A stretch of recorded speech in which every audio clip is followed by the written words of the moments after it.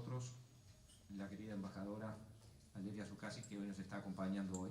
Gracias, embajadora, por estar acá. Pero nosotros, desde el sector privado, concretamente de la Cámara Nacional de Comercios, siempre hemos dicho que el Uruguay, que el tamaño del Uruguay nos obligaba, por su mercado, por el pequeño mercado que tiene el Uruguay, nos obligaba a negociar con el exterior. Y que muchas veces esas negociaciones se llevaban a cabo con ciertas desigualdades, vamos a decir, o desventajas. Siempre desde esta tribuna pedimos acuerdos comerciales, porque entendíamos y entendemos que ese es el camino para un mejor desarrollo de nuestra sociedad. Tener más comercio es mejor país. Tener más comercio nos permite desarrollarnos como sociedad. Todas las sociedades, a lo largo de la historia, aquellas sociedades que pudieron desarrollar el comercio, no solamente crecieron en lo económico, sino crecieron en lo cultural, en lo político, pero también en lo social, que es lo más importante. El intercambio de comercio permite intercambio de ideas, intercambio de conocimiento, intercambio de formas de ver las cosas, que sin duda repercute en un mejor desarrollo y bienestar para nuestras sociedades. Por eso, siempre nuestra Cámara, que tiene más de 152 años de vida, ha manifestado y ha llevado como el estandarte principal de sus motivos el libre comercio. Para nosotros hoy celebramos con mucha alegría este acuerdo, que también es verdad y hay que reconocer que falta mucho, pero principios necesitan las cosas, y este es uno de ellos. Sin duda, este acuerdo nos va a posicionar y nos va a poner en un lugar que nos va a dar las condiciones necesarias para que Uruguay siga creciendo. Desde la Cámara Nacional de Comercio y Servicios queremos felicitar de forma muy especial a la embajadora y a todo su equipo, porque somos conscientes de lo que significa o lo que significó este trabajo. No ha sido fácil, en algún momento hay que dar pasos atrás, 2 pasos atrás para avanzar 3 o 4 hacia adelante. Bueno, y Uruguay lo ha hecho y ha jugado un papel muy importante en una sociedad donde no somos los más fuertes. Tenemos 2 países hermanos grandes con problemas muy serios últimamente, pero Uruguay ha podido mantenerse firme, siempre apegado a las leyes, y es lo que ha permitido que su equipo, el equipo que dirige la embajadora Zuccasi, haya llevado adelante todo como un éxito. Yo no me quiero extender más, quiero agradecerles una vez más a todos ustedes y bueno, queremos de aquí en más escuchar a la embajadora. Nuevamente, embajadora, muchas gracias por estar acá.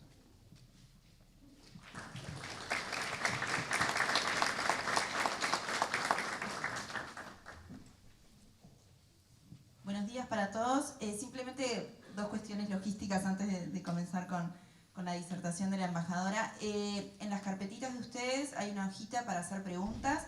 Nosotros vamos a estar con Santiago aquí en la sala, o sea, cualquier consulta que ustedes tengan, nosotros las recibimos y así después Olegini se la puede trasladar a la embajadora. Y lo mismo, hay una ficha de evaluación de la actividad. Esta actividad cuenta con el apoyo del programa Alinvest, entonces para nosotros es importante tener también la evaluación de ustedes al final de la actividad. Vamos a estar recibiendo las fichas cuando se vayan de aquí de la Cámara. Muchas gracias y los dejo. Bueno, buenos días a todos. Estamos muy agradecidos de la Cámara de Comercio por su participación y principalmente por la presencia de la embajadora. Voy a hacer una introducción mínima de su currículum para saber quién es que va a estar hablando con nosotros. Valeria Zuccasi es actualmente directora general para Asuntos de Integración y Mercosur y coordinadora nacional del Grupo Mercado Común en el Ministerio de Relaciones Exteriores del Uruguay. Se desempeñó como ministra de la misión del Uruguay ante la Unión Europea, estando a cargo de las negociaciones por las que estamos aquí, ¿no? Las negociaciones Mercosur-Unión Europea, que ya podemos hablar de acuerdo, ¿verdad? Fue subdirectora general para Asuntos de Integración y Mercosur en el Ministerio de Relaciones Exteriores. secretaria general adjunta de la Comisión Interministerial para Asuntos de Comercio Exterior, el CIACET, y consejera en la misión del Uruguay ante la Organización Mundial de Comercio, la OMC en Ginebra, en Suiza. Y por último fue electa presidenta del Comité de Agricultura de la OMC, puesto en el que fue reelecta en 3 oportunidades, ¿no? Creo que debíamos hacer una pequeña introducción tratamos de resumir el currículum lo más que pudimos para presentarla. La idea que teníamos en el día de hoy básicamente era poder entender un poquito más algunas cosas sobre esta negociación, sobre este acuerdo, preguntar en 3 o 4 temas y después obviamente sumar algunas de las preguntas que pueda tener el público interesado con respecto a esto, ¿no?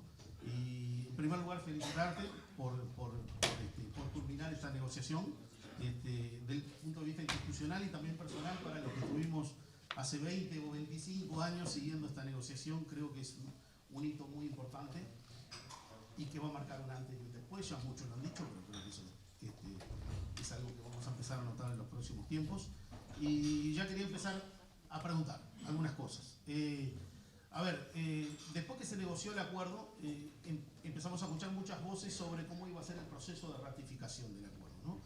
Y creo que ese es uno de los puntos importantes, ¿no? En este auditorio hay muchos empresarios y como empresarios, los empresarios y la Cámara queremos saber, bueno, ¿cuándo se calcula que este acuerdo pueda empezar a funcionar? Sabemos que el acuerdo tiene 3 pilares, como la mayoría de los acuerdos de la Unión Europea, y la pregunta inicial es, ¿cómo va a ser el proceso de ratificación de la parte comercial, del Tratado de Libre Comercio que tiene el acuerdo, ¿no? Porque hemos leído diferentes versiones últimamente sobre el sistema de aprobación y bueno, obviamente queremos que tú, Valeria, nos expliques un poquito más sobre ese proceso de ratificación. Bueno, buenos días a todos. Muchísimas gracias a la Cámara por la invitación. Estamos desde el 28, más allá de contentos, felices y tratando de transmitir nuestra alegría, estamos tratando justamente de responder a las 1000 preguntas que se podrán imaginar que no solo ustedes aquí tienen, sino que creo que cualquier uruguayo que de alguna manera ha escuchado, hablado, en su momento estudiado, compartido el interés en las negociaciones comerciales y en la inserción comercial tiene respecto a este acuerdo. Y creo que una de las primeras es exactamente esa, porque yo también a veces leo cosas que me preocupan mucho y estábamos hablando con algunos afuera, y entonces yo hago el llamado, créanme lo que les voy a decir, y el que diga lo contrario no le hagan caso. Entonces, esto es así. Nosotros terminamos el 28 de junio, es la negociación. Lo que nosotros decimos es el cierre de la negociación. No la firma, no la entrada en vigor, no nada. ¿Qué significa el cierre de la negociación? Significa que las 2 partes estamos de acuerdo que todo está dicho entre el Mercosur y la Unión Europea y que no hay nada más para negociar. Esto que estamos recogiendo y esperamos que fuera ayer, pero esperamos sí hoy que sea posible, se traslada a 22 secciones, capítulos, anexos, distintos títulos que van a componer el futuro acuerdo de asociación entre el Mercosur y la Unión Europea, y en el cual, como bien decías, hay 3 dimensiones: la dimensión política, la dimensión de cooperación y la dimensión comercial. ¿Cuál es el proceso de aquí en más para este acuerdo? A partir de ahora, o seguramente cuando termine la suspensión de actividades en Europa por el verano europeo, viene lo que llamamos la revisión legal del acuerdo. La revisión legal del acuerdo no es una modificación de la sustancia, sencillamente un grupo de abogados y de gente que conoce de política comercial que mira este acuerdo desde una forma horizontal para asegurar que no hay diferencias en el lenguaje que se utiliza, en la forma en que se compaginaron las referencias, en la secuencia de las disciplinas, pero que le da, digamos, una versión final pulida a este acuerdo para que posteriormente pueda ser traducido a los 23 idiomas oficiales de la Unión Europea, entre ellos español y portugués, y recién culminado este doble proceso de revisión legal y de traducción a los idiomas oficiales, entra para consideración en los parlamentos.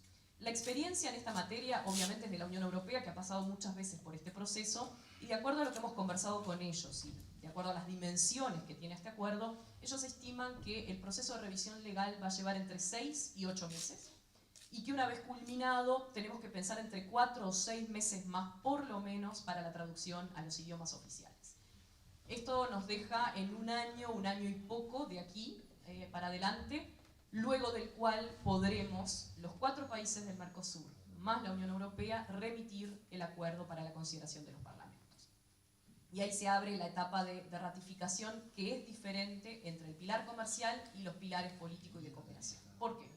La Comisión Europea tiene competencias exclusivas en materia comercial y, por tanto, con la sola aprobación por parte del Parlamento Europeo, el acuerdo puede entrar en vigor provisoriamente para Europa. Es decir, la sección comercial de este acuerdo no tiene que pasar por los 28 parlamentos nacionales más los 4 parlamentos regionales que se suman en Europa para ser aprobado, a diferencia del pilar político de cooperación, que sí va a tener que hacer ese proceso más largo.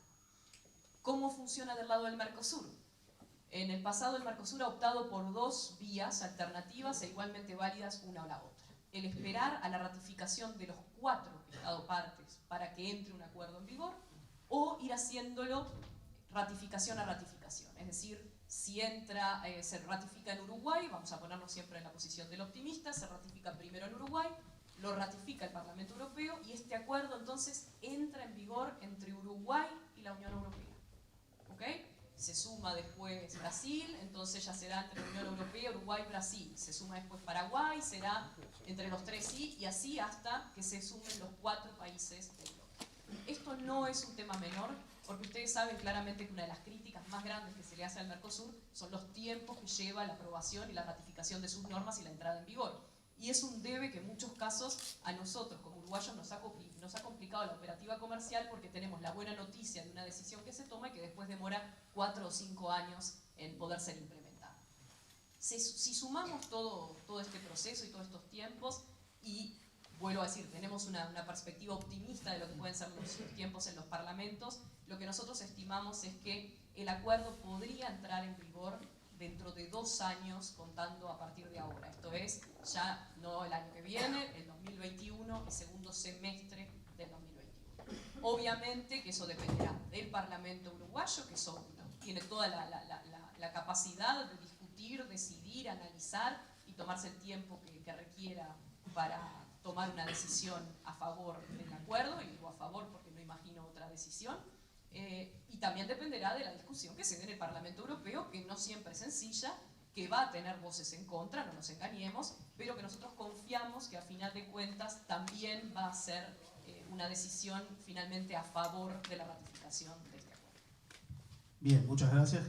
Creo que quedó bastante claro, porque había un pequeño ruido en la línea con respecto al proceso de ratificación, y bueno, es importante saber que el pilar comercial va a ser el primero que se va a ratificar, con lo cual el escenario es bastante cercano para el tipo de acuerdo que estamos hablando. Una segunda pregunta que tenía para ti. Estamos en la Cámara Nacional de Comercio y Servicios, y obviamente, además del comercio, que hemos hablado mucho, también hay que poner arriba de la mesa el tema de los servicios, ¿no? ¿Cómo va a funcionar esa liberalización de los servicios, ¿no? Sabemos que algunos tratados a veces llegan hasta situaciones de el poder brindar servicios fuera de territorio y ese tipo de cosas. ¿Hasta dónde alcanza el tratado la liberalización de los servicios, ¿no? Si está claro o está en proceso de avances. No, está absolutamente definido, como todos los demás compromisos del acuerdo ya están adoptados. En el caso de este acuerdo, es un acuerdo en donde los compromisos en materia de servicios se adoptan en base a listas positivas. Ustedes recordarán, o aquellos que siguen esta realidad recordarán, un gran debate que se dio en torno al uso de listas positivas o negativas. Si bien nosotros y aquellos que negociamos y vemos esto desde un punto de vista técnico, entendemos que al final de cuentas el nivel de liberalización de servicios puede adoptarse de una forma o de la otra con igual e idéntica ambición, dependiendo de qué compromiso esté dispuesto a asumir uno u otro, pero en este caso en particular tenemos listas positivas de compromisos que son cada país del Mercosur presentó la suya, es decir, esto no es un compromiso que asume el Mercosur en materia de trato nacional o de acceso a mercado, sino que Uruguay adopta sus propios compromisos en materia de servicios. En el caso de Uruguay en particular, lo que se hace es, como se ha hecho en muchos de los acuerdos anteriores, una recopilación de las reglamentaciones existentes al día de hoy. Uruguay, ustedes saben que no es un país caracterizado por discriminar entre extranjeros y nacionales, por lo tanto tenemos mucha buena base para comprometernos a tratar de la misma manera a los prestadores de servicios europeos que a los propios. Y en materia de acceso a mercado también estamos recogiendo lo que ya hoy es posible hacer en Uruguay, que es mucho. ¿Qué significa esto? Esto significa que el gran debate de si vamos más allá de lo que permitimos hoy en materia de telecomunicaciones, no. Comprometemos lo que llamamos servicios públicos como salud, educación, no. Tenemos disposiciones que obliguen a modificar legislación existente a la fecha, no. O sea que lo que hacemos es capturar en un único instrumento las disposiciones existentes en materia de servicios en el Uruguay. En contrapartida, la Unión Europea lo que ofrece también son garantías de tratamiento nacional a los prestadores de servicios del Mercosur, es decir, a partir de la entrada en vigor de este acuerdo, un profesional que quiere ir a dar servicios de arquitectura, de ingeniería a la Unión Europea va a estar comprendido en este acuerdo y por lo tanto no va a poder ser discriminado a la hora de acceder a los beneficios o a un contrato de trabajo o a un contrato parcial de prestación de servicios en el mercado europeo, lo cual da garantías bastante mayores a las que ya tenemos hoy, que son las que rigen a través de la Organización Mundial del Comercio. Entonces también estamos viendo las oportunidades en materia de servicios, sobre todo para los sectores profesionales, como una nueva avenida para el Uruguay en particular que ha apostado a ello. Hay otros elementos de servicios que son bien interesantes. Se habló mucho en los últimos meses sobre servicios marítimos. Era una de las demandas de la Unión Europea. La Unión Europea aspiraba a poder participar en la, vamos a llamarle la pierna internacional del cabotaje Mercosur. Es decir, ellos quieren que un barco europeo que viene con carga y para en el puerto de Santos pueda dejar parte de la carga, tomar carga en Santos, traerla a Montevideo, dejarla a Montevideo, tomar carga en Montevideo y seguir para China, seguir para África, seguir para Europa mismo. Eso básicamente, y acá sí hay una modificación de legislación, eso está limitado hoy por un acuerdo de reserva de carga que, por ejemplo, en el caso de Uruguay tenemos con Brasil, tenemos con Argentina, pero que también Argentina y Brasil tienen entre ellos. En el caso de Uruguay es un acuerdo de reserva de carga que no se utiliza mucho, porque nosotros obviamente no tenemos capacidad naviera como para enfrentar la carga que sale del país o que se mueve entre puertos del Mercosur, pero en el caso de Brasil y de Argentina sí hay industrias que apostaban a mantener la protección o el privilegio que tienen hoy en la relación con los otros países del Mercosur. Gracias a este acuerdo, 10 años después de la entrada en vigor, vamos a ver caer estos acuerdos de reserva de carga en lo que hace a transporte de contenedores, vacíos o con carga, y vamos a ver entonces una capacidad de carga para el Uruguay y de movimiento de mercaderías que yo creo que es fundamental porque va a tener un impacto directo en la reducción de costos a la hora de exportar y va a tener también un beneficio directo para quien a veces tiene que esperar un par de meses para conseguir un barco, para meter el contenedor o para meter la carga que quería mandar a un destino. Entonces, desde eso pensado como Uruguay, punto logístico, hub logístico, a la dimensión que les comentaba en materia de servicios profesionales, el mundo que se nos abre es bien interesante. Una palabra también porque me lo han preguntado, comercio electrónico.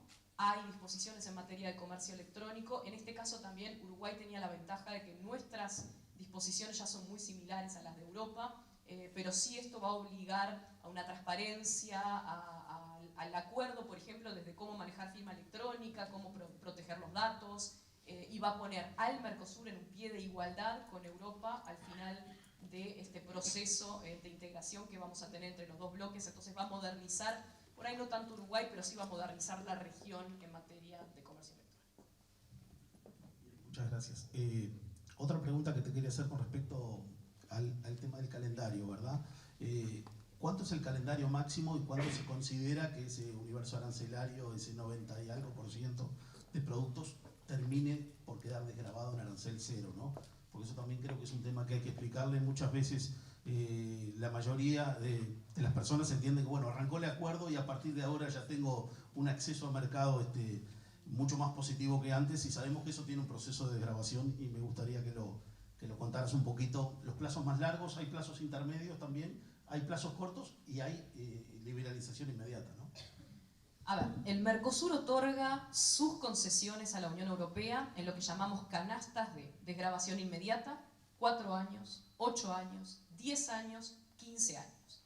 Es decir, que para ver el casi 92% del comercio entre Mercosur y la Unión Europea liberalizado, y sigo hablando desde la perspectiva del Mercosur como importador por ahora, para que lleguemos al 92% al que nos comprometimos, van a tener que pasar 15 años. ¿Cómo están ubicados los productos dentro de estas canastas? A mayor sensibilidad, obviamente mayor tiempo para la desgravación de los aranceles. Los sectores que nosotros pensamos que tienen que tener más tiempo para adaptarse a la competencia con Europa están colocados más bien entre las canastas de 8, 10 y 15 años, y otros sectores en los que entendemos que no hay mayor riesgo, y es más, estamos interesados en contar con insumos europeos, por ejemplo, están colocados en la canasta de entrada en vigor inmediata. Hay una relación con el arancel externo común y con los aranceles aplicados, pero no es exactamente idéntica. Pero sí les diría, un producto que hoy tiene un arancel cero aplicado está en la canasta de entrada en vigor inmediata. Eso si lo están viendo como importadores. Si lo están viendo como exportadores, la Unión Europea, y esto es un ejemplo claro de que esta negociación sí consideró las asimetrías entre los dos bloques, la Unión Europea va a desgravar el 99.7% del comercio. Acuérdense que dije Mercosur 92, la Unión Europea 99.7, primer elemento de asimetría, y lo va a hacer en canastas de entrada en vigor inmediata, 4 años, 7 años, 10 años. ¿Cuál falta? La de 15 años. Es decir, mientras que el Mercosur tiene la posibilidad para sectores en donde se determinó una sensibilidad de tener 15 años para adaptarse a la apertura, la Unión Europea solamente va a tener 10 años para hacerlo. Obviamente también en el caso de la Unión Europea depende de la sensibilidad del producto, dónde queda. Pero si queremos ejemplos concretos para el Uruguay, en la canasta de entrada en vigor inmediata, es decir, aquellos aranceles que se eliminan el día que este acuerdo entra en vigor, están los cueros, está la lana, está la pesca, la merluza, por ejemplo, que son sectores que ustedes saben que hasta 2014 algunos de ellos tenían beneficios a través del sistema generalizado de preferencia, los perdieron, algunos los sintieron enormemente. Bueno, esos productos ya no es que se van a poner al día con la situación pre-2014, sino que directamente se van a cero. Otros productos que pueden ser de interés nuestros, que van a eliminar el arancel, como los cítricos, van a tener que esperar 10 años. Entonces, si ustedes, y lo digo ahora porque es el buen momento, cada uno de ustedes que tenga una duda en particular del producto, más allá de que me la pueden hacer ahora, y algunos por lo menos de memoria los puedo decir, también estamos a disposición para ir respondiendo producto a producto hasta que tengamos la posibilidad de publicar todas estas listas para que cada uno de ustedes haga su propio análisis. Comentario aparte, esto es en lo que refiere a la liberalización completa de aranceles, pero también tenemos también el universo de las cuotas, que es bien diferente. Esto es, para algunos productos del Mercosur y de la Unión Europea, por la sensibilidad, no vamos a ver, ni siquiera pasados 10 o 15 años, liberalización completa de los aranceles, sino que vamos a tener una cuota que va a asegurar un volumen de importación de una o de la otra parte, en algunos casos libre de arancel dentro de la cuota, en otros casos con un arancel residual dentro de esa cuota, y que va a permitir de todas formas un acceso al mercado europeo para carne, arroz, miel, los principales de interés del Uruguay, pero también algunos productos de mucho interés para nuestros vecinos, como azúcar, etanol, carne aviar. Entonces, la diferencia, para que ustedes vean, es inmensa. Obviamente que estamos hablando, en el caso europeo, de la práctica totalidad del universo arancelario y todos los productos. Lo que queda excluido es lo que excluyó el Mercosur en espejo, por ejemplo, en el sector lácteo, y poca cosa más. Mientras que del lado del Mercosur hay bastantes más exclusiones, productos que igual pasados 10, 15 años no van a tener ni eliminación del arancel ni una cuota de acceso al mercado del Mercosur. Bien, otra pregunta que te quería hacer está relacionada con el tema de la propiedad intelectual en general, y apuntando básicamente a ese sistema que tiene Europa de ser muy restrictiva en el tema de las denominaciones de origen, la indicación geográfica, la especialidad, o sea, la forma que se produce también logra registra algunas fórmulas, registra también el origen de esas mercaderías, y se habló mucho sobre el impacto de eso en productos como quesos, vinos y algunos nombres que nosotros obviamente estamos utilizando y que si tuviéramos esa normativa no se podrían utilizar, ¿no? como algunos tipos de quesos y algunos tipos de vinos principalmente. Por lo menos por lo que se escuchó últimamente se habló de que eso no iba a afectar a quienes ya lo estuvieran utilizando. Quería confirmar contigo si el proceso es así, y bueno, y si no, que nos cuentes un poquito cómo va a funcionar todo el tema de las indicaciones geográficas, especialización. Bien, en términos de propiedad intelectual en general, el capítulo tiene disposiciones en materia de derechos de autor, de diseños, marcas, disposiciones de cómo controlar los abusos y las falsificaciones, y tiene además esta sección de indicaciones geográficas. Punto número 1, un mensaje que estamos tratando de pasar muy firme, es que Uruguay, a raíz de este acuerdo, no va a tener que modificar en nada sus disposiciones en materia de propiedad intelectual puramente, es decir, derechos de autor, diseños, marcas, patentes, datos de prueba, nada de lo dispuesto actualmente por la legislación nacional tiene que modificarse. Tampoco Uruguay va a tener que adherir a acuerdos de los que hoy no es parte. Estoy pensando en el PCT y muchas discusiones que se han dado en el pasado sobre eso.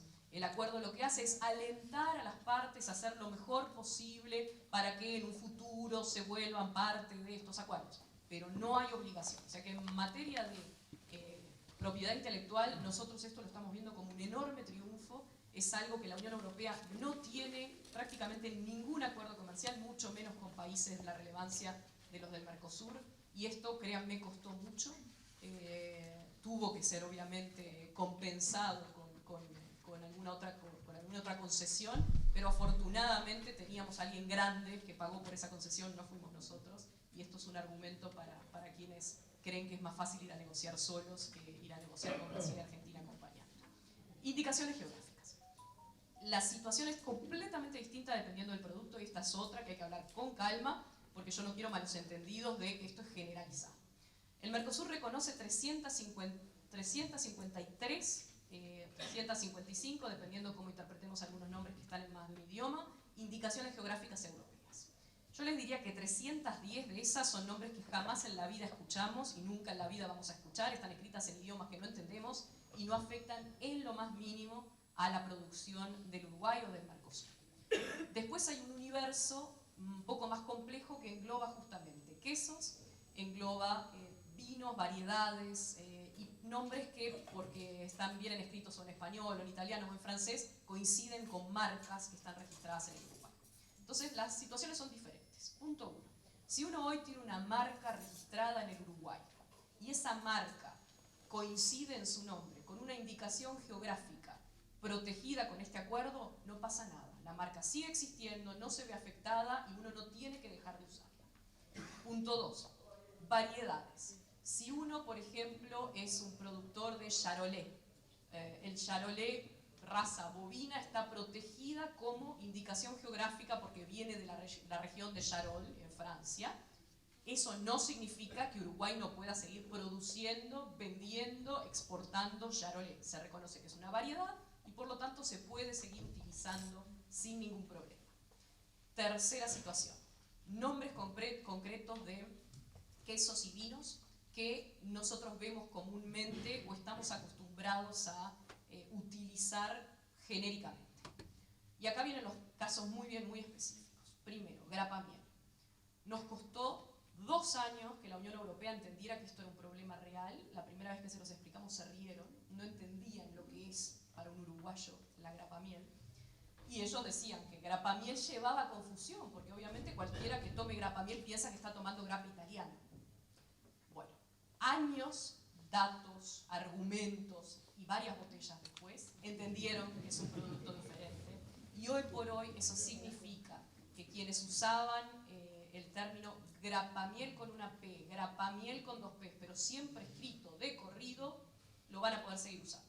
¿Por qué insisto en eso? Porque tenemos marcas registradas, no van a tener ningún problema. Vesubio no tiene ni siquiera que preocuparse porque está registrada en la Dirección Nacional de Propiedad Industrial, pero sí hay marcas nuevas que están apareciendo en el mercado que no se han registrado, no han completado su proceso y sin embargo, gracias a las disposiciones o a la excepción prevista en este acuerdo, van a poder seguir produciendo, vendiendo en el mercado local y obviamente que exportando. Quesos. Parmigiano Reggiano. toda una discusión también para que entendieran que el parmesano es la 3/4 parte de los quesos de pasta dura en el Uruguay, no solo los que se consumen, sino los que se exportan. Y bueno, finalmente, parmesano y reggianito se van a poder seguir usando si uno los usaba hasta este momento. Lo mismo para gruyère, lo mismo para gruyerito, gruyère escrito con la E al final, sin la E al final. Lo mismo para manchego, en caso de manchego con producción de leche de vaca, que no es el mismo manchego de España. Lo mismo para fontina. Todo eso queda incambiado. La pregunta que hacen muchos es, bueno, ¿qué pasa si a futuro un nuevo productor quiere empezar a producir? Hay algunas alternativas como comprar una marca que esté registrada. Hay veces que las marcas las tiene un individual, una persona y no una empresa. Entonces va a haber que ver un poco cómo trabajar ese tema, y obviamente que en muchos casos quesos se producen también con otros nombres, y eso lo sabemos un poco todos, y son nombres que no quedan afectados. Después hay otra serie de quesos que reconocemos que no son de producción muy significativa en el Uruguay, que tienen muchas veces que ver con algunas producciones artesanales en Colonia Suiza, quesos que se venden más, digamos, en una feria y no tanto en un supermercado, una gran superficie, y no se exportan. Y en ese caso, reblochon, feta, estoy pensando cuáles más, ¿no? Pero hay unos cuantos más quesos. Uruguay va a tener 7 años a partir de la entrada en vigor para dejar de usarlos. Es decir, ahí sí hay un reconocimiento de que el nombre refiere a una indicación europea y una decisión de desimplementar el uso de ese nombre, en donde también va a haber cooperación para transformar el nombre en otra cosa. San Marcelán, por ejemplo. Encontramos un productor de San Marcelán en Uruguay, pero es un queso que seguramente, si les hago levantar la mano, pocos entre ustedes hayan alguna vez visto un San Marcelán uruguayo. Entonces, hay distintos niveles ahí. Otro tema que es importante, esto no afecta a la exportación a países que no tienen acuerdos con la Unión Europea. Es decir, Uruguay todavía le va a poder vender a Estados Unidos o a Rusia parmigiano reggiano, por más que le hayamos reconocido en este acuerdo a la Unión Europea ese nombre. ¿Por qué? Porque la protección es territorial y la excepción es territorial. Es decir, a lo que uno se compromete es a no producir para el mercado local o no venderle a un mercado que sí tenga un acuerdo de protección con la Unión Europea. Así que ahí también, para aquellos que piensan en mercados muy importantes como el de Estados Unidos y Rusia, hay una protección extra y hay una capacidad de seguir haciendo lo que hacíamos hasta el día de hoy. Bien, seguimos con las preguntitas. A ver, en los diferentes acuerdos que la Unión Europea ha firmado, cuando uno mira, por ejemplo, el de la Unión Europea y Chile, y mira que son 200 y algo de páginas, se encuentra que 40, 50 páginas de ese tratado es el capítulo de cooperación, ¿no? Mi pregunta va, bueno, al lado tuyo tenemos un programa de la Unión Europea, ¿verdad?, con la Cámara de Comercio. Yo creo que para los países pequeños como para el Uruguay, la cooperación es un factor importante. Quizás en tamaños como Brasil y Argentina se diluya, pero para Uruguay es muy importante, una cooperación que ya tenemos de antes, ¿verdad? Y la pregunta es, si pudimos avanzar en eso, si pudimos aumentar los montos y las capacidades de llegar a más gente, pensando en el proceso de reconversión, por ejemplo, que van a tener que tener muchas pymes, ¿no? Sabemos que este acuerdo tiene un desafío importante, obviamente que tiene muchas oportunidades, pero también hay que mejorar mucho, con lo cual, ¿cómo se ha podido, y si se ha podido negociar, y si se han podido conseguir fondos para tratar de aumentar ese capítulo de cooperación y que podamos tener una mayor asistencia técnica para este proceso de reconversión que viene ahora, ¿no? El capítulo de cooperación también está cerrado. Obviamente que cuando este capítulo se negociaba, les diría que hasta 2014 era una realidad, porque Uruguay era beneficiario de la cooperación europea, y ustedes saben que no solo perdimos el SGP, el Sistema Generalizado de Preferencias, en 2014, sino que perdimos la posibilidad de ser receptores de cooperación de programas país, y solamente hoy podemos recuperar al Invest y otros que son regionales y que son temáticos. Esa situación que se da para Uruguay, pero que también afecta a Argentina y va a terminar afectando a Brasil y a Paraguay, nos cambió la realidad. El tipo de capítulo de cooperación que se negoció es completamente distinto al capítulo de cooperación que se negociaba cuando los 4 países éramos receptores de cooperación europea pura y dura, sin excepciones. Estos capítulos no tienen en sí montos asociados. La Unión Europea lo que hace es cada 7 años establecer un programa de cooperación a través del cual se determinan los programas que se van a ofrecer, los países beneficiarios y los montos que van a tener cada uno. Y eso no es un tema menor, porque el haber cerrado este año a nosotros nos da la chance que, como la Unión Europea está en pleno debate sobre el plan multianual que va a empezar a regir a partir del 2021, vamos a tener la chance de que en ese programa de cooperación europeo haya una línea especial para Mercosur y que esté dedicada justamente a la adaptación a las condiciones y las obligaciones que van a derivar de este acuerdo. Es decir, lo que hacemos nosotros es establecer un marco dentro de las disposiciones de cooperación y a partir de ahora empezamos a trabajar con la Unión Europea para encontrar en el próximo programa multianual, que cubre 7 años a futuro, una vez decidido, que en el próximo programa exista, como existe para otros acuerdos comerciales, una línea de crédito, vamos a llamarle, para cooperación Mercosur-Unión Europea, que va a estar directamente asociada con la implementación de este acuerdo y el impacto que pueda tener especialmente en sectores como pymes o mipymes. Hay además de eso un capítulo específico dentro de la sección comercial para la adaptación y la inserción de las pymes en el mercado internacional y para asegurar que las pymes pueden beneficiarse de los resultados de este acuerdo, que pone toda la capacidad que tiene la Unión Europea en esta materia a disposición de las agencias encargadas de la inserción de pymes en nuestros países, y eso va a estar disponible a partir de la entrada en vigor del acuerdo, va a ser rápidamente. Entonces también ahí va a haber una oportunidad directamente enfocada en pymes. Muchas gracias. Bueno, les pedimos al público que también generara alguna pregunta. Nos quedan algunos minutitos y tengo algunas preguntas aquí escritas que te quería sumar. Bueno, nos preguntan qué se prevé en materia de telecomunicaciones, cómo podría afectar el sector, qué beneficios o si hay algún perjuicio con respecto a eso. Hay un capítulo específico, una sección específica de telecomunicaciones que tiene disciplinas que hoy por hoy respetan la reglamentación uruguaya en materia de telecomunicaciones, es decir, no obligan a modificar las disposiciones que tenemos hoy en el Uruguay en materia de regulación de las telecomunicaciones. Este capítulo fue negociado además por gente que está especializada en materia de telecomunicaciones, gente que hasta viene de Antel con experiencia práctica, y lo que tiene en algunos casos incluso son notas al pie que dicen: en el caso de Uruguay esto debe entenderse como, para no apartarnos ni media coma de las disposiciones en la materia. Además de estas disposiciones que son de reglamentación, hay compromisos que cada país del Mercosur asume en su oferta de servicios en materia de telecomunicaciones. En el caso de Uruguay es similar a lo que tenemos en otros acuerdos, esto es, va más en el área de telefonía móvil, no toca telefonía fija, es decir, que respeta los espacios que ya hoy están abiertos y disponibles para extranjeros, empresas extranjeras participando en el sector de telecomunicaciones del Uruguay, pero no obliga a abrir lo que hoy no está abierto. Bien, otra pregunta con respecto al tema aeronáutico, ¿no? Porque sabemos que ahí es un tema bastante complejo, a veces los acuerdos toman el tema de cabotaje y toman el tema internacional. ¿Cómo quedó la negociación con respecto a eso? No hay absolutamente nada, no es un tema que se haya tocado. Bien. Acá hay una pregunta muy puntual de servicios marítimos. Y si usted manifestó que a los 10 años con los acuerdos bilaterales, bueno, el acuerdo alcanza la derogación de la reserva de carga, ¿verdad? ¿Que establecen para las leyes de cabotaje también? No, esto solamente refiere a que los países que hoy tienen un acuerdo de reserva de carga tienen 10 años para permitir a las empresas europeas participar en esa pierna internacional y en lo que refiere a transporte de contenedores.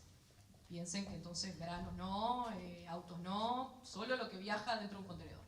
Entonces es una apertura limitada y solo para empresas con bandera europea. Bien, una pregunta que también del público que te quería hacer también, el tema de la EFTA, ¿no? De la Asociación Europea de Libre Comercio.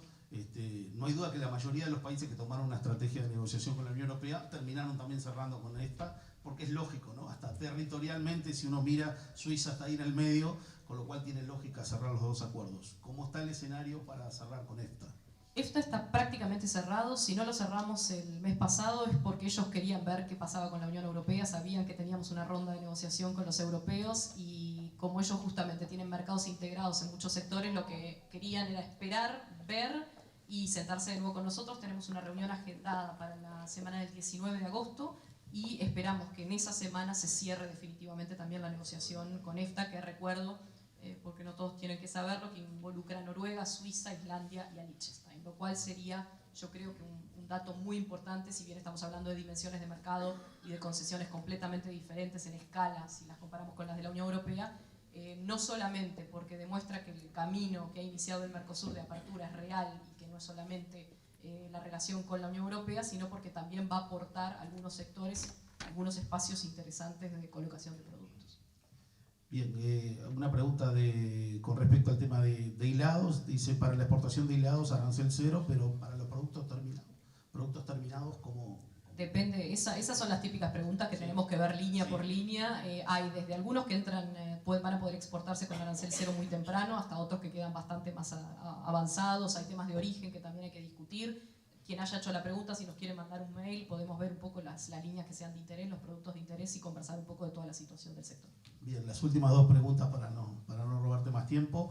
Una que creo que es clave, ¿qué pasa con el Reino Unido en esta situación que por momentos llamó la atención seguir negociando con un país que está con medio pie afuera, ni siquiera diría uno, y cómo eso afecta el tema de las cuotas, ¿no? Sabiendo que el Reino Unido es un consumidor importante de algunos de los productos de las cuotas que tenemos.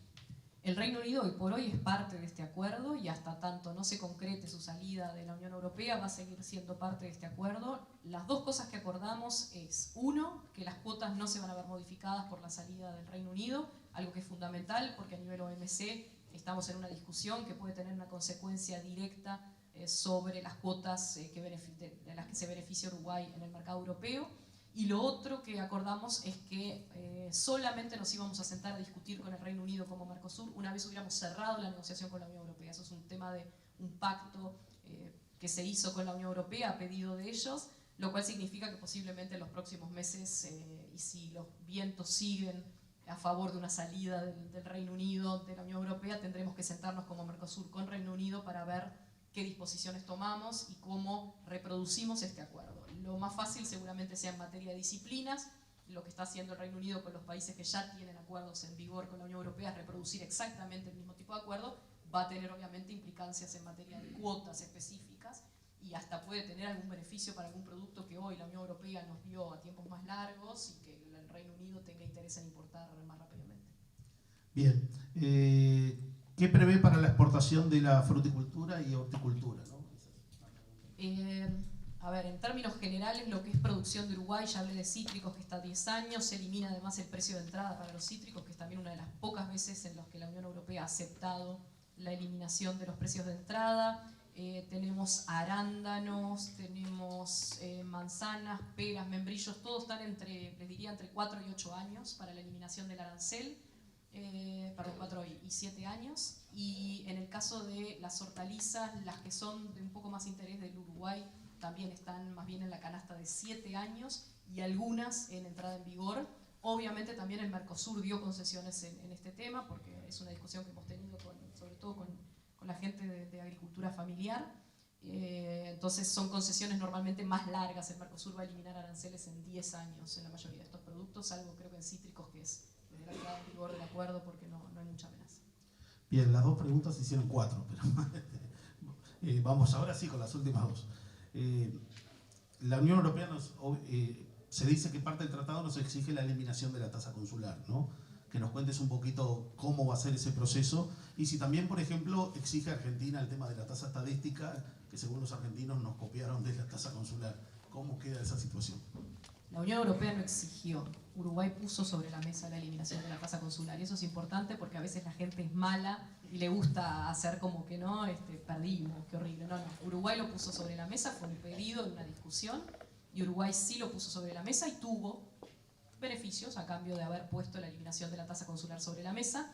La tasa se va a eliminar 3 años después de la entrada en vigor del acuerdo, lo cual, si sacan las cuentas, coincide más o menos con los tiempos que preveía la última ley que establece los cronogramas para el desmantelamiento de la tasa, no es casualidad. Y en el caso de Argentina, sí, porque Uruguay puso esto sobre la mesa, Argentina no tuvo más remedio que también poner sobre la mesa la tasa estadística. Si bien la tasa estadística argentina parece tener un futuro un poco más cercano en el tiempo para su eliminación, sabemos todos que a veces cuando se instalan este tipo de medidas es muy difícil desmantelarlas rápidamente, así que también la tasa estadística argentina se eliminaría en 3 años después de la entrada en vigor del acuerdo. Bien, y bueno, la última pregunta es un poco más general que nos envían. Si pudiera identificar, de tu punto de vista, ¿no?, 3 sectores que obtendrían más beneficios del acuerdo y obviamente 3 sectores que no lo tendrían tanto. No vamos a hablar de perjudicados, vamos a hablar de sectores que obtendrían menos beneficios. ¿Cómo podía se evaluar eso, ¿no? 3 de un lado y 3 del otro. A ver, se los divido así. 3 que con las cuotas que estamos consiguiendo van a haber un cambio sustancial en términos, no de acceso ganado, sino de renta que queda en el Uruguay, que son carne, arroz y miel. Los 3 tienen cuotas que les va a cambiar la inserción en el mercado europeo, que obviamente podríamos haber esperado, como les decía antes, que fueran más grandes, pero que sí cambian la dimensión. El arroz y la Vino Cecilia es un sector que justamente se vio hace poco con la sorpresa de un aumento arancelario en el mercado europeo que cambió la ecuación comercial significativamente y que desde la entrada en vigor del acuerdo va a tener el volumen que va a ir creciendo hasta llegar a 60.000 toneladas en 5 años, pero el arancel cero dentro de esa cuota desde el día 1, a lo cual hay una ecuación económica interesante. Y otros 3 que yo creo que son los que se van a beneficiar de la eliminación de los aranceles rápidamente o un poco más tiempo son los que mencioné: cueros, pescas, cítricos, productos que se vieron golpeados por la eliminación en 2014 del SGP. Yo creo que no llego a 3 que vea como los que tienen que o que van a tener que, o vamos a tener que trabajar en encontrar vías alternativas para que no se vean afectados. Hablamos de lácteos más temprano, es un sector que obviamente ya estamos trabajando con el sector para ver cuáles son las medidas que den garantías de no afectación en este mercado, pero también con ellos hemos estado conversando mucho de otros temas. Hoy uno tiende a ver la situación, y es justo que sea así, como lo que o el riesgo que hay de perder parte del mercado brasileño ante la competencia europea, por más que esa competencia solo llegue realmente en 10 años. Y hoy ustedes saben que Brasil para los lácteos uruguayos es esencial. No lo era tanto hace unos años, pero hoy es fundamental y para algunas empresas es, yo les diría, vital. ¿Qué pasa? Nosotros también estamos negociando otros acuerdos ahora. Y entre esos acuerdos que estamos negociando hay algunos con Asia, como el acuerdo con Corea del Sur. Si nosotros logramos que para cuando entre en vigor este acuerdo también tengamos en vigor el acuerdo Mercosur-Corea del Sur, la ecuación cambia también, porque esto da alternativas a quien hoy teme por el principal mercado y por la competencia en ese principal mercado de tener otras salidas para su producción que son bien interesantes y que ustedes saben que Uruguay aprovechaba hasta hace unos años cuando perdió en la competencia con Estados Unidos. Entonces, hasta en ese caso yo creo que estamos trabajando bien en asegurar que tenemos las herramientas que da el acuerdo para prevenir una inundación de productos europeos, pero además también para dar oportunidades a ese sector, que también es un sector que quiere exportar, ¿no? No es un sector que sea proteccionista per se, es un sector que le teme a los lácteos subsidiados europeos, pero que también quiere oportunidades para poder venderle al mundo. Otro que se ha hablado un poco y que pueden haber escuchado es el de los vinos, y este está entre medio de 2 realidades. Hay quienes están festejando enormemente porque la Unión Europea va a eliminar en 8 años los aranceles para los vinos embotellados, botellas de menos de 2 litros. Quedó excluido lo que sea superior a 5 litros, quedó excluido el mosto en todo el acuerdo. Pero sí hay sectores y hay bodegas en Uruguay que están extremadamente felices de la posibilidad de poder exportar en mejores condiciones a la Unión Europea. Hay otros que también tienen un cierto temor del impacto que pueda tener esto en el mercado brasileño nuevamente, porque también el Mercosur va a eliminar los aranceles al vino en 8 años. Ese es otro sector con el que estamos conversando ya. El INAVI ha participado y ha contribuido enormemente en este proceso de discusión con la Unión Europea. Estamos monitoreando muy de cerca la situación y vamos a trabajar con ellos para encontrar soluciones si alguien detectara eventuales problemas.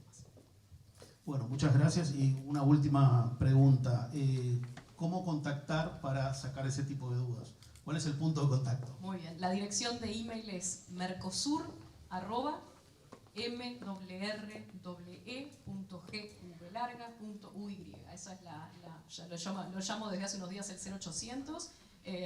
Les diría que si nos mandan alguna consulta específica, en 24 horas les respondemos, y si en algún momento alguno de ustedes, si representan alguna cámara, algún sector, alguna gremial, quieren acercarse a nosotros para hablar más específicamente de la situación de algún sector, con todo gusto lo hacemos. Es en serio que nosotros queremos que esto tenga la mayor difusión y que todo el mundo entienda qué es lo que cerramos.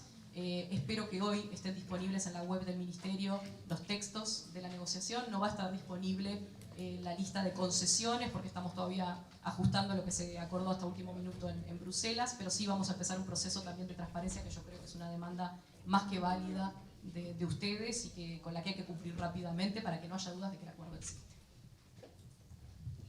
Embajadora, muchas gracias.